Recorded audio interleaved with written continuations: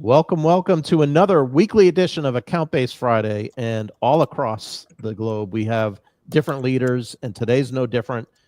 Today, we have joining us from Nashville, Krissy Manzano, who's the CEO and co-founder of Blueprint.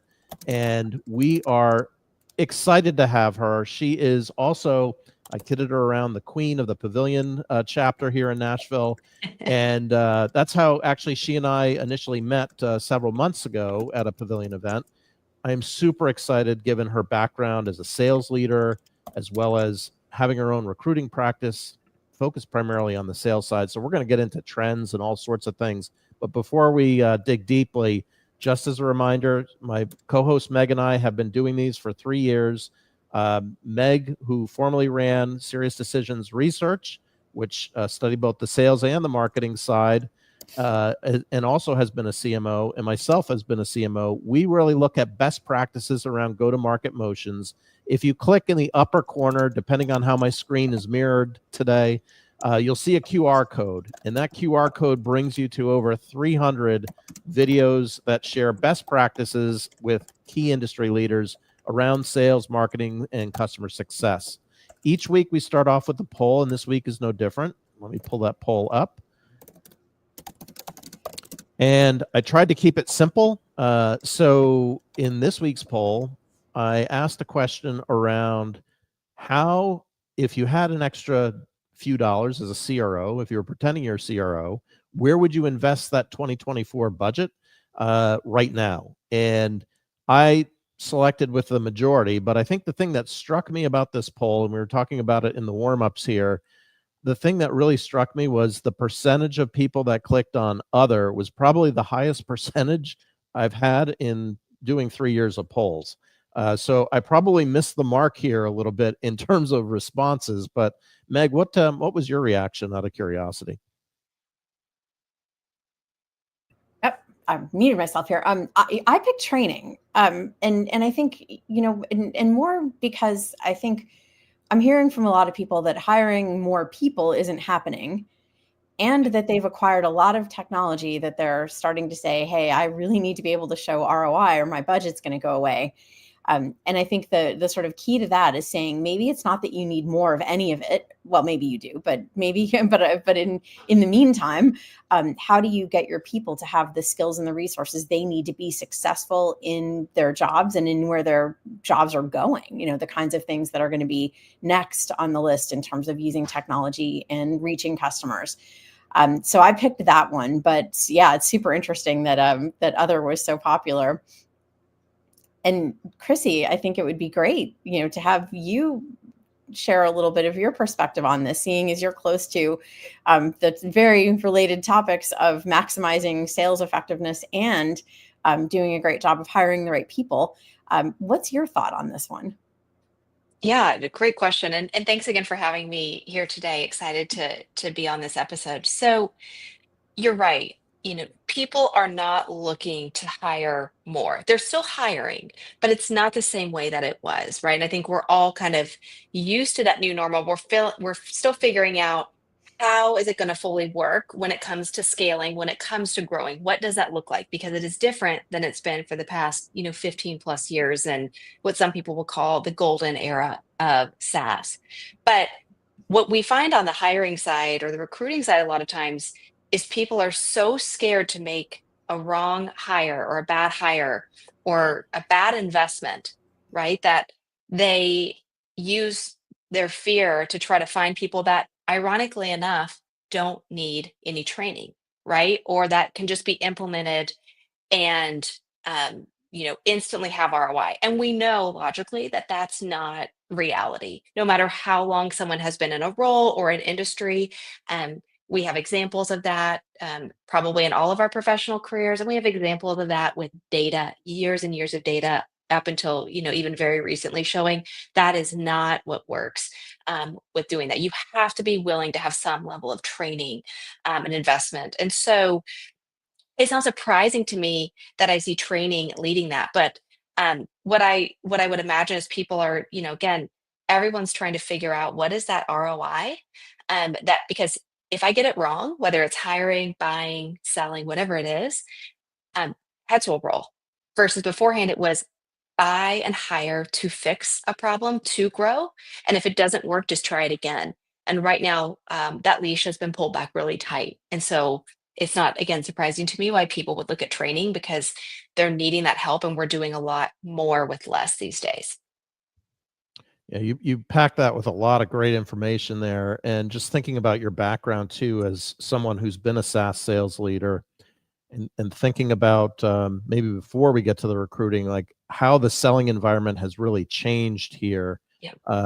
From a cold outbound perspective to where do you think that has kind of shifted here in the last, I don't know, 6 months to a year, and maybe you're seeing that in the candidate pool that you're recruiting for as well. But what have you seen shifted sales skills wise here in the last year or two?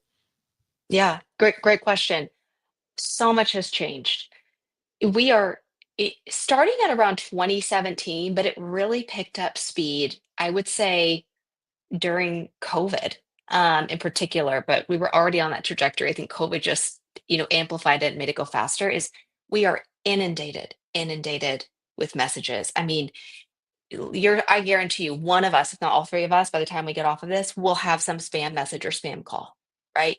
Definitely spam emails, or emails that we did not want to participate in.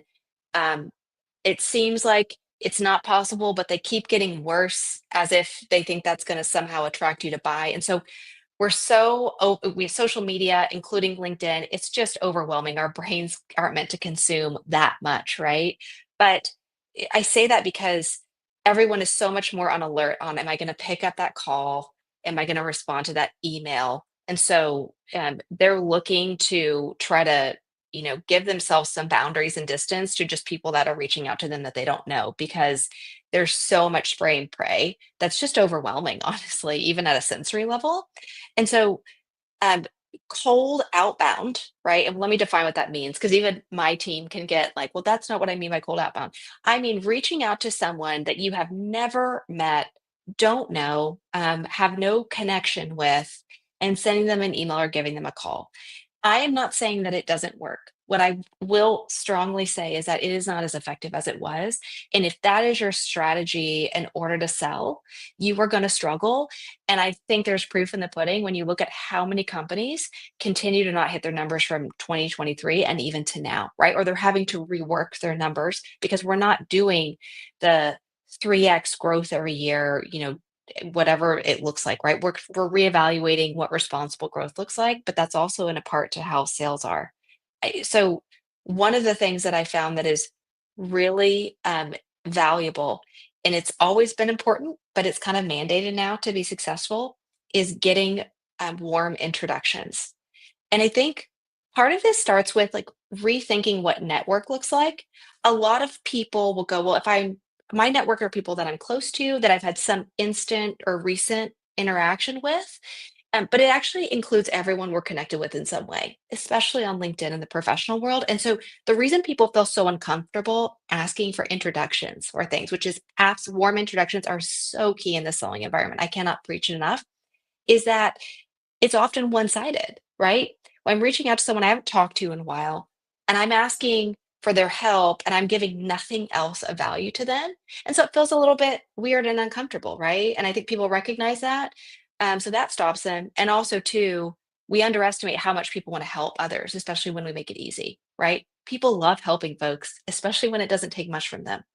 So my recommendation with that is you have to be really clear in who you're asking about, and why you're asking for that introduction. And I can give you example after example of how even my own business, we've been able to secure thousands of dollars in sales from doing that simple strategy. Yeah, I think people are always so afraid to ask for those introductions, but I agree with you. I mean, it's rare that someone says, no, I'm not willing to do that. If they're saying no, it's usually because they're like, hey, that person's in my network, but I really haven't talked to them in a long time and they Exactly. wouldn't know. So I'm not going to be able to help you. It's not because they don't want to help. And I think even, with things like customer advocacy, asking for introductions from people who you work with in a given customer to meet someone else in a different buying center. People are so nervous to do that, but why? If you're helping, if you're Right. doing good work, of course they'll say yes. 100%. Well, and I think also it's how you ask, right? So I one we got a $30,000 deal off this example that I'm going to share. It was someone that I met at an event. They needed help with their next leadership role, which most times I'm not going to have a company that or a client that is going to, be looking for their specific position that they would align with, right? But we go through that. I provide value to really try to help, right? Because I think it's always full circle. It's important to help one another and be consistent with that, not just when you need help. And that's a huge thing that people can work on and have as a reminder. But I looked at a previous company that she was at, that she had left, and I said, "Hey, do you still have a good relationship there?" "Yes, I do." "Can you introduce me to the head of HR or TA? I would love to talk to them about their, hiring and recruiting and see if there's an opportunity. Would you make that introduction?" Right? I guarantee you, if I'd said, "If you know of anyone that needs help hiring, um, let me know." I would not have gotten that. Not because they wouldn't want to, but because I would have made them do the work to do that. So you have to be really specific. And to your point, Meg, the worst thing that someone can do is say no. And as you say that, I don't think I've ever had anyone say no outside of I don't really know that person, right?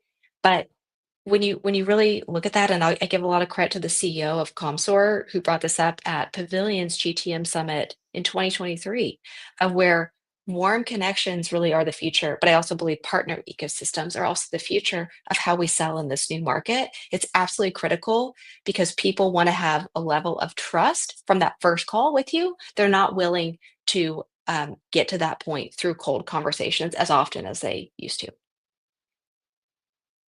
She made so many great points, and just thinking about the introduction piece and how to do an introduction too. Sometimes I think as you were mentioning, if you can reach out to somebody in advance before making the introduction to make sure it's going to be mutually beneficial, that too can really help land the referral process, asking permission as opposed to just making that referral cold, because sometimes that can be a little bit startling as well. We were talking at your Pavilion dinner a lot about the HR side of the recruiting of sales and leadership, and sales leadership specifically. What are you seeing right now in terms of trends around that hiring of senior leadership in sales or SDRs? Like what kind of trends are most recent or occurring for you right now? Yeah. So when it comes to leadership, on the go-to-market side in general, sales, marketing, customer success, because those are all the areas that we cover, it's brutal. And I tell people when you are looking for that next job, you should prepare for 6 months plus to find it. And I don't say that to make people feel nervous, but to know like it's not you.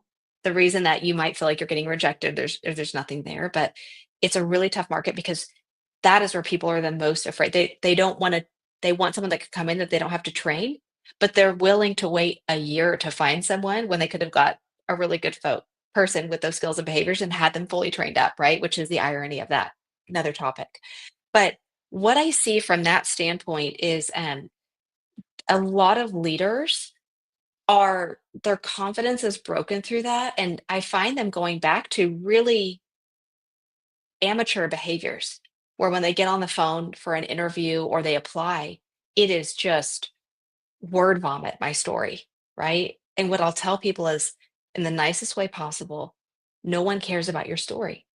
They care because everyone has this story of I took a company here and it went here and I grew, from X to Z. What they care about is how is your story related to theirs and where they're going, right? And so, one thing that we often share with people is to create a what we call a job thesis in leadership specifically. There because a lot of these leadership roles, this is another trend, they're not posted and they won't be. They're stealth mode. So, and typically, right, when you're looking to get a new CRO, the current CRO is there, right? It's not that they've left and now you've got a gap. So they're going to be doing that behind the scenes, and they often can't let a lot of their internal folks, including their recruiting team, know about it in order to make sure that people aren't, distracted. And so having a job thesis is the first step to removing that insecurity of going, what do I want to go after? what size of company, what stage, is there a specific industry? It's not, what does, you can talk about what the culture looks like, all those things. It's less about job title and more about those specifics. You can have 2 to 3 job theses, but it's not to pigeonhole you, it's to keep you focused versus just applying for things. And I say then create, 25 to 50 companies with each of those job theses that you're going to go and start building relationships with and get introductions to. And even if they're not hiring, I can guarantee you one of those companies at a minimum is looking for the role that you would fill. And now you've just created a target list. It's sales on the back end of looking for a job. But those are a couple of things that we share with leadership, but leadership is really tough. There's not as many roles. I'm seeing a lot of when we just recategorized our candidate database, almost every single leader we have in there, from team lead to VP of sales, is actually a first line leader. How ironic is that? So we're not having as many of the second line leaderships that we've seen in the past where they have team leads under them. So in moving forward, and that's why I say do not focus on title, because you're going to miss your opportunity. There are so many VP of sales jobs right now that are literally first line, frontline leadership. So that's been interesting. I'm seeing, SDRs coming back. They weren't there for most of 2023. CS is still very much not hiring. It hasn't been for the past 2 years. And everyone is still looking for AEs that can do it all. So Krissy, you just basically described an account-based campaign, right? You're defining your ideal customer profile. 100%. Yep. Yeah. And you're specifying, who you want to talk to. But I think you also made a really important point, which is everything that you're doing in outreach, whether it's to get hired or it's to sell something, needs to be in the context of the person that you're reaching out to, in their context with their needs. It's not about you. 100%. And I think that's the thing that takes people in the wrong direction a lot in selling, when they're so hyper focused on their value proposition about their product. Yes. And not focused on understanding and coming in with ideas that will help the company you're trying to engage. And same for a leader, right? For a leader who's looking for a job, you want to say, I am the person who can help you solve your problems. Here's why and how. Not, I'm a great person, you should hire me. Right. Totally. Or I'm a and it great can feel product, like, you should buy me. and I get it. It can feel like you're starting over, especially in the past, in this decade we lived in, you're like, but I've proved myself. So why am I having to reprove it again on the market? Guess what? You're always going to have to keep reproving and reinventing yourself, right? Welcome to the 21st century. Welcome to where we're going with AI. It's not a bad thing. It actually continues pushing you. But to your point, Meg, it's not about your value prop. That their value prop should align with yours. That's really important, because that's where you're going to see the genuine passion around it. But the problem that they're solving in the market, one of the first things that we do when we get on the phone with someone who might be a client of ours, right, a prospect, that always throws people off, is I say, I don't want to talk about the job that they're hiring for. I don't want to talk about the issues that they've been having with recruiting. The first thing I want to understand is, what problem are you solving in this market? Like, walk me through that, right? Because even at the recruiting level, right, it matters what they're doing and the why behind it. And if you can't get excited about that, if you don't see where that's going, whether you are helping them hire, you're helping them sell, you're helping them lead, whatever it is, that is going to come across through those discovery calls, those interviews, and it's not going to land, right? And so you genuinely have to be excited about what they're doing and why. It doesn't mean this has to be the industry you wanted to, I was in logistics and trucking. I did not dream about that. I still don't dream about that. But I could tell you I got behind the company, what they were doing and the why, right? With outside of just the people, it was exciting, right? And so you've got to make sure that you understand that it's not just going to their website and finding one line. Like, where are they going? What problems are they really solving? And really get into those specifics to show your curiosity, because that's what companies want, right? On top of, do you have this experience with the ARR we have and where we're trying to grow, right? Those are some really strategic, specific things. And so you've got to be building those relationships with those organizations and VCs and PEs. There's a lot of boxes you need to check. And if you check all those, one of those is going to work to find you that job. And it's worth the wait if you can wait. Because if you go somewhere and it's not aligned, you're easily going to be doing a job search again, and it's going to be more brutal the next time. You said something very, very interesting. I want to make sure I heard you right on this. The first line leader and the second line leadership in your database, as you were kind of recategorizing, it sounds to me like what you're saying is they've almost, there's been a decision, probably in private companies, to maybe take out that report of a report, like that middle management layer, and now flattening the organization to one Yeah. senior person and maybe a lot of individual contributors, which if so, and you're shaking your head, yes. We've seen that on the marketing side too, the exact same trend. Yep. And I'd be curious to hear your perspective on this. Like when I see this with marketers, the challenge with that role is you have to manage up and over, and now it takes a lot of energy to manage down too. Like Yep. it puts so much strain and stress on that leadership role to do that all. And we're starting to see like people burning out because of that. On the marketing side, are you hearing anybody saying, "Whoa, this is a lot," or are they just kind of soldiering through it and figuring it out? Like what's the other side of that look like on the sales perspective? Yeah, so I have heard that on the marketing side when we've done some of the marketing roles and hires. I haven't heard that on the sales side as much. But I think this all comes back to this era of responsible growth. We're doing more with less, right? And to some extent, we haven't needed a team that's the size of 20 reps with three team leads and one director. When you really look back at a lot of those models, it was great, it was fun, but when you look at what they're producing, because I think Silicon Valley in particular has a real problem with understanding what profit means.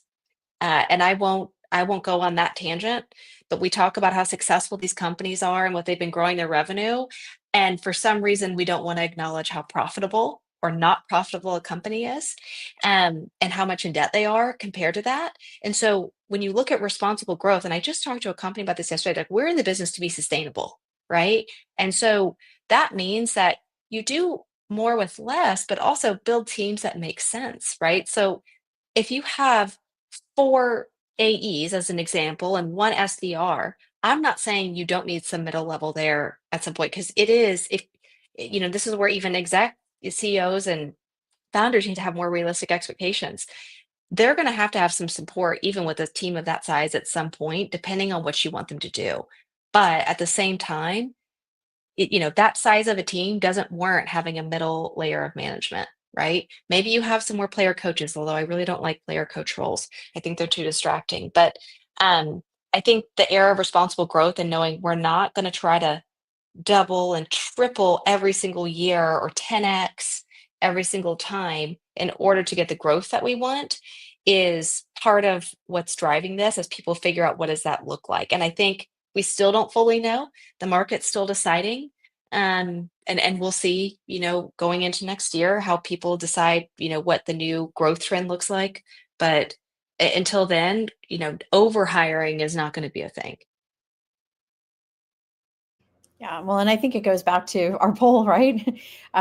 You've got people on your team. It's expensive to take them out and hire somebody new, and it's time consuming and distracting for all the reasons you said, and it reduces profitability as well. So, if presumably you hired people who were a fit at some point, can you provide them then with updated skills, updated knowledge, updated resources to help them be successful? I think it's a really interesting question about how companies are going to build a sustainable talent strategy as well as a sustainable profitability Yeah, strategy in the years ahead, because I don't think constant turnover is the right one. 100%. 100% agree. Yeah. What would you advise somebody who wants to make a hire right now and wants to, knows that they don't have a lot of opportunity to do this, so they want to make the most of the opportunity they have? What are some of the questions you would encourage them, beyond the what's the problem you're solving? Are there other things that they should be thinking about as they're defining what they need in their next hire? Yeah, great question. The first thing we always recommend folks do is build an ideal candidate profile. We have this worksheet on our website for free. You can go and put your information and get it. We're not going to spam you, I promise. But it's a worksheet that comes before the job description. And because the job description, if we're being really honest, is just everyone copying each other and then putting their touch on it to say, this is what my rep looks like. And we wonder why we have this funnel of the same folks in it, because we're just taking pieces from what everyone else has created that has no data to back it. So an ideal candidate profile makes you really go, what are the competencies I'm looking for? And competencies can be quality, skills, all those things, but like not the experience. What are the competencies? I need someone that's resourceful, someone that is really good with time management, just listing out those things. And I always recommend don't have more than 5. Maybe you can have 7 max, but even that's a lot because these competencies, if you need someone to have all of these very strongly, this is how you're going to build your interview process. And by the way, skill-based hiring, competency-based hiring, years of data that show that this is why hires are good at their job and how you can make them predictable. I've done this personally. Um, Even in our firm, when people use this methodology with competency-based hiring, we have a 97% retention rate and they're top performers, right? So and I've built it with teams as an operator and I've seen it work. So I'm so passionate about it. There's an article that came out uh, I think in 2019 or 2020 that was published in the Harvard Business Journal. And it actually said that 95% of the success of an individual, removing leadership from some of this, had nothing to do with their industry experience or prior experience, had everything to do with their skills and behaviors, right? I knew that, but just again, see all this data, and even when you look at current ones and where it's going is so valuable. So I'm harping on that because it's so key, and that I'm building that out, and the ICP, ideal candidate profile. But it forces you to look at things like, what am I going to consider yellow flag or red flag? And then from there, you can build the job description because you're looking at what you need in order for someone to be successful, right? And I always try to say, try not to keep it simple, keep it short, try not to copy someone, because then you're going to get stuff in there that says 5 years, is the minimum experience that you have no idea if that's really the case, right? Um, Try to use data and facts to align with that. Um, and don't write a job description and don't create an interview process for the great interviewers or the ones you want to keep out. I don't know if you've noticed this, but if you've been hiring for a while, there is no way to stop the people that you don't want to apply for your job to applying to it. You could say, you know, I want, Jesus Christ himself to apply for this job only, and all those people will still apply for it. Okay. So create it for the person that you want so you don't nix them out of the funnel, right? Um, Chat GPT, by the way, is an incredible resource to take those competencies or even find them, right? And kind of brainstorm with it and then create a hiring process to say, how do I create a hiring process that has competencies aligned at each stage? You cannot interview someone as a full person and what they're capable of in one interview. You have to break it up. That's why those are steps. And people think, I have 4 steps. I know who's a part of that step. That's my interview process. That's not an interview process. Um, you need to make sure people aren't asking the same questions over and over. You're making someone comfortable because it will show you who they are at some point. If you do, it's to your benefit, on top of being a great candidate experience. And you need to focus on competencies, specific ones in each interview. And that's where you come to the end. And even though it's going to feel unnatural just because of our strong biases and unconscious biases, that is how you get predictable hiring results, and you will feel great about it. I guarantee you'll feel great about that hire. You don't know 100% if it will work out. Nothing can be 100% guaranteed, but you will feel fantastic about the decision you're making. I Well, I'll love that take your practical. 95 and 97% odds all day if that's what you're seeing. That's incredible, and a great Yeah. way to think about the disciplined approach that we should all be taking. And by the way, so many parallels with account-based processes and account-based marketing and Yeah. selling, right? Really, I mean, I think it's an opportunity, when people focus and really understand what they need, to make sure that not only are you getting the right hire, but also that you're extending a positive environment for your brand through the people that you've talked to. Even if you have to tell them no, I'd rather have them walking away feeling like that was a professional and great hiring experience. Even if I didn't get the job, I learned something. Yep. 100%. And we've actually had, not all by any stretch or even the majority, but a decent amount of hires that our clients have made from people that were rejected from the process that referred others in. It is this power dynamic of like, I'm the one hiring, so I want to really see what it doesn't work. It never has, but in this market, you are killing yourself. Um, because if you can only make one hire, let me tell you, waiting a year to make it is not helping you ROI wise. And we're not even talking about all the money that's wasted and all the opportunity that's not being taken advantage of because of how we're going about this. So your process matters, how you treat people matter, not just for being a good human being, but it actually can come back to make sure that you get the right person that you may never have been connected with otherwise. Totally. I love your practical application of ChatGPT and AI. I think that could be used for any hiring that 100%. one could be doing. I know we're wrapping up here on time. Maybe just one last question on my side. We were talking earlier about some viral LinkedIn posts, and I just went to your LinkedIn, and you've got actually a few of them out there. But I've given your link here in the comments. Is there any one or two areas you'd suggest people look at your LinkedIn profile on one of those viral posts if they haven't already seen it and what it's about? Yeah, I probably my most recent one, which was me as a lifelong sales leader, and I'm still a sales leader, even though I run a company and a recruiting firm, and I'm not, actually an operator on the SaaS side. Although working with a lot of SaaS companies still is me apologizing to marketers, um, across the globe and here, right, as a sales leader, and realizing we got it so wrong. We've always had this, and I've worked always really well with my marketing team, but we always had this disconnect, right? And it took me being in the seat of a marketer now as a CEO to realize why we're so disconnected and how we need to, and it starts with leadership with your exec team, right? But also with your, Pavilion will obviously say your first team, right? Which are your peers in working together to have your goals more common. You cannot have marketing be successful and sales not, and vice versa, and across the board. And I just realized why there was such a disconnect. So it's a great post to kind of share my perspectives. I'm still learning. I'm not an expert with it, but it's absolutely critical today that go to market function with all of those different departments operates as a whole. It just can't operate independently anymore. Awesome. Well, great. Meg, any closing thoughts on your side? Yeah, I think that's right on. Great advice. And I can't wait to read the post myself. Thank you, Krissy, for joining us today and for all this amazing advice. So helpful. Yeah, thank you all for having me. I love being on. I hope it was helpful for anyone that was listening.